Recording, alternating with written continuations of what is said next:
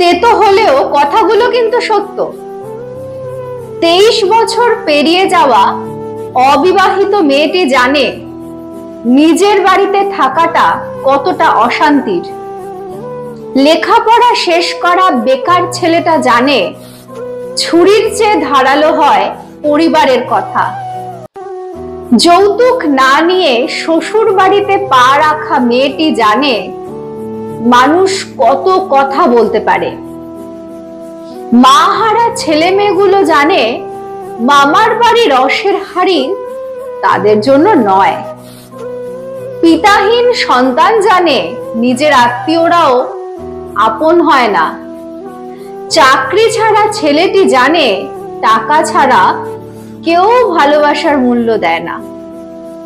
কালো মেয়েটি জানে গুণের কথা সবাই বললেও বাস্তবে সবাই রূপ খোঁজে।